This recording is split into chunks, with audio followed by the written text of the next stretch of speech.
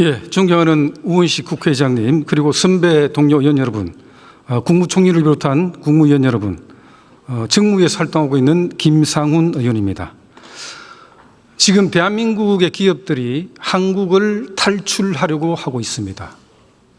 탈출 러시가 예상됩니다. 이런 코리아 엑소더스를 고민할 수밖에 없는 우리 기업들이 어려운 현실을 진단하고 권력 독점과 경제 몰락을 이야기했던 베네수엘라를 따라가는 현 정권의 여러 가지 실책에 대해서 한번 진단해 보고자 합니다. 먼저 국무총리께서 자료 나와주시기 바랍니다. 남색 양복에 붉은색 넥타이를 맨 김상훈 의원입니다. 맨 앞자리에 앉아있던 국무총리 김민석 국무총리가 답변석으로 나왔습니다. 예, 수고 많으십니다. 작년에 노벨 경제학상 수상자 데런 S. 모글루 또 제임스 로빈슨 교수가 가장 빈곤했던 대한민국이 오늘날과 같은 경제적 부를 이룰 수 있었던 데는 두 명의 대통령의 철학에 대해서 언급을 한 바 있습니다. 역대 대통령 중에 누군지 아세요? 네, 지금 PPT를 통해서 보고 있습니다. 예. 이승만 대통령이 시장 경제 체제를 도입했던 것. 독재자의 오명은 있지만 박정희 대통령이 포용적 경제 제도를 실천했던 것을 주요 원인으로 꼽고 있습니다. 포용적 경제 제도가 어떤 의미인지는 우리 총리님 아십니까? 설명해 주시죠. 예. 시장의 잠재력을 우선 활용할 수 있어야 되고 기업의 기술 혁신, 기업의 투자 활동 의욕 고취, 그리고 인재 육성에 투자하고 누구에게나 성장의 동기를 제공하는 그런 경제 제도를 말합니다. 자유민주주의 시장 경제 체제에서 기업은 불확실한 미래임에도 불구하고 자신이 갖고 있는 자본을 투자해서 고용을 창출하는 소중한 주체입니다.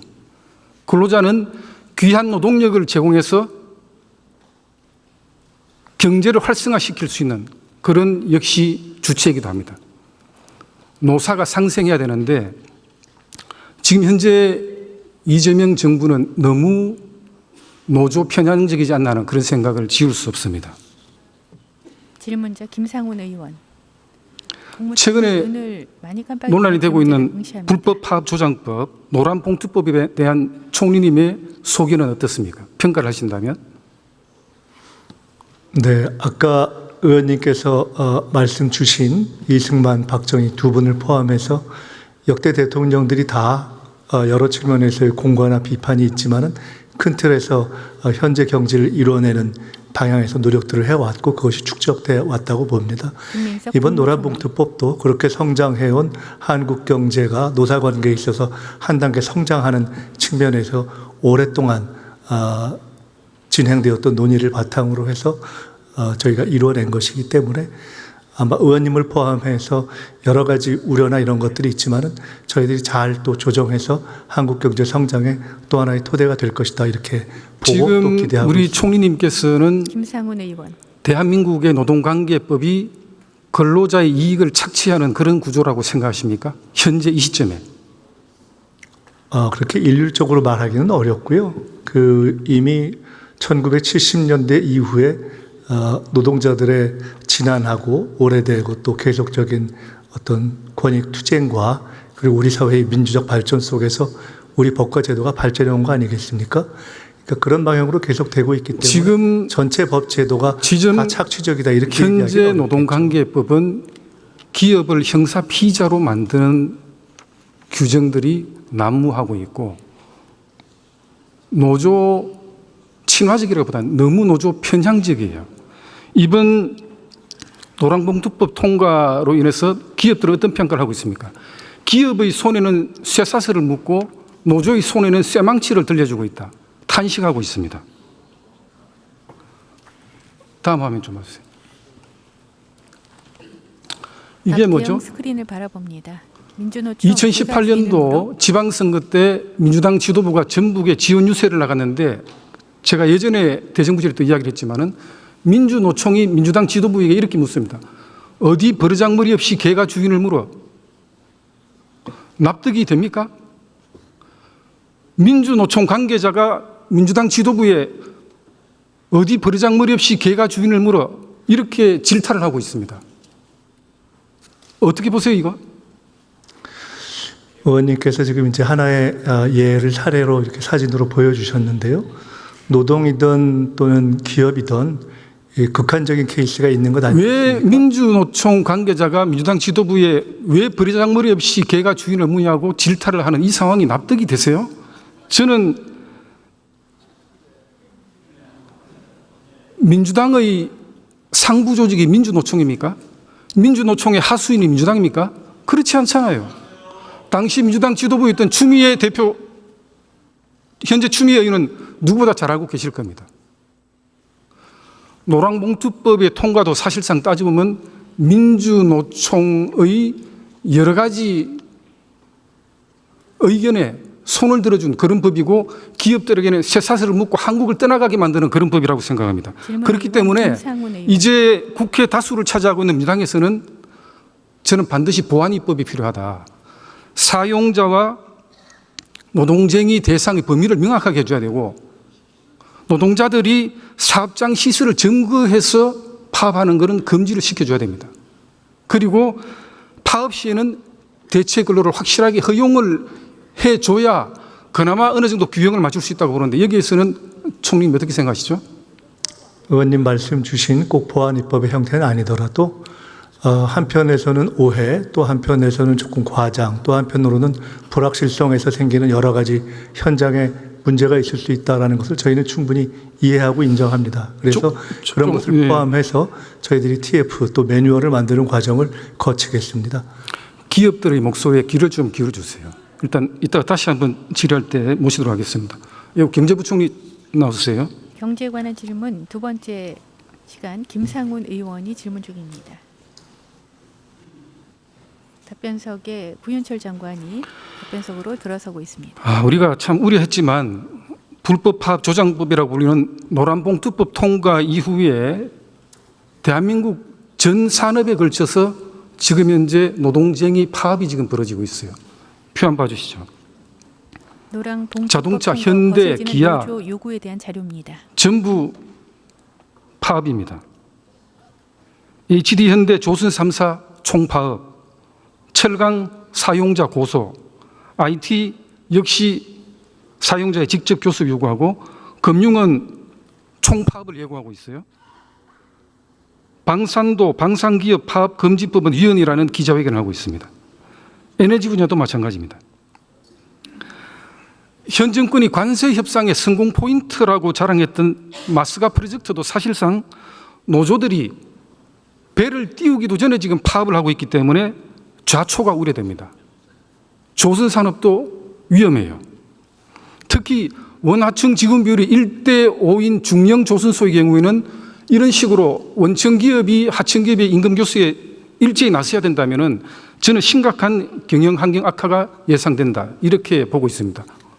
우리 부총리님 어떻게 진단하세요?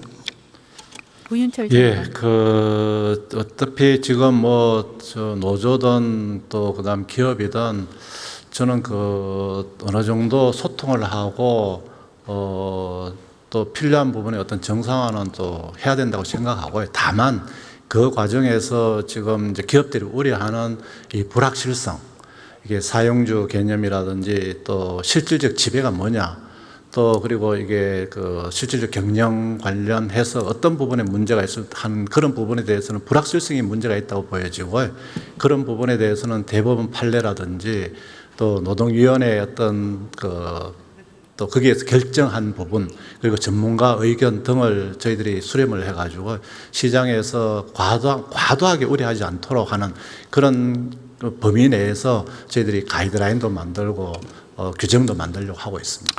우리 부총리님 현재 경제 현실을 너무 안이하게 진단하고 있는 거 아닌지 모르겠습니다. 이재명 정부의 주요 정책 기조가 뭐죠? 이 자리에서 한번 간단하게 한번 설명해 보세요. 질문 가장 중요한 게 회복과 성장입니다. 이렇게 말씀드릴 수 있고 왜 그러냐 하면은 단기적으로 이 한국 경제가 너무 어렵습니다. 그래서 이렇게 내버려 두면은 소상공인, 자영업자, 중소기업들 도저히 견딜 수가 없습니다. 그래서 이분들이 우선 당장 이 어려운 경제 환경에서 어쨌거나 견뎌내고 또 희망을 찾을 수 있게 하고 중장기적 또는 조금 더 가서는 결국은 한국 경제가 제대로 된 성장을 해야 됩니다. 그렇지 않고는 이 어려움을 극복하기 어렵다 하는 그런 측면에서 회복, 그다음에 성장 이렇게 제가 말씀드리고 싶습니다. 말씀 잘하셨는데 성장? 네. 기업이 지금 보따리 사고 해외로 도피를 하고 있는데 어떻게 성장하죠? 젊은 사람들을 위한 좋은 일자리 어떻게 창출합니까? 여기 한번 보세요. 현재도 삼성, 국내기업 SK, 건설 LG, 자료입니다. 현대, 한화, LS, 효성, 한국타이어 이미 현재도 외국에 투자를 해서 건설하려고 하고 있는데 문제는 앞으로도 더 한국을 빠져나가겠다는 겁니다. 통계상으로 보면. 금년도 상반기에 우리 국내 기업의 해외 신규 법인 설립이 63.8% 급증했어요. 왜 그럴까요? 한국의 기업 환경이 너무나 악화되어 가고 있기 때문에 보다 기업 활동이 자유롭게 보장된 해외에 지금 눈길을 돌리고 있는 겁니다. 경제 관한 질문. 문재인 정부 때 이야기하는 거예요? 의원석을 주한미국 상공회의소에서 어떻게 이야기했죠? 암참에서 노란봉투법에 대해 가지고 한국의 경영 환경과 투자 매력도를 저하시킬 수 있는 굉장히 우려되는 법이다 이렇게 진단하고 있습니다. 주한유럽 상공회의소는 우리 철수할지도 모른다 이렇게 이야기하고 있어요. 노란봉투법에 대한 우려가 자막으로 지나갔습니다. 미국 GM 본사가 한국 GM기술연구소에서 40%가량 이미 진행했던 소형 순수 전기차 개발 프로그램 전격 취소했어요. 한국 GM도 전국 8곳의 지형정비센터 전부 폐지하고 부평공장 유휴부지와 일부 설비 매각하겠다고 합니다. 이게 어떤 분위기죠? 한번 솔직하게 말씀해 보세요. 예. 대한민국의 기업 환경에 대해서 이 기업들이 지금 어떻게 진단하고 있는 겁니까?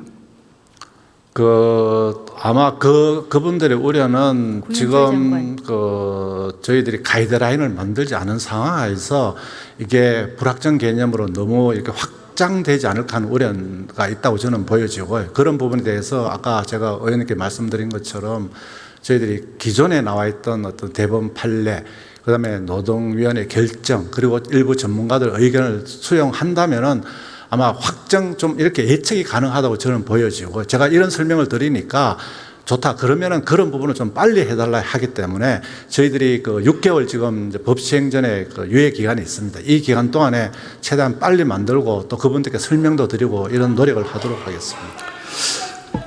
우리 부총리님은 상장 비상장 법인 가리지 않고 1년 365일 주주들의 이익을 충실하게 보장을 해야 되고 자사주 소각 등등등등 진행되고 있는 더 센 상법 개정안에 대해서 어떻게 생각하시죠? 김상훈 의원.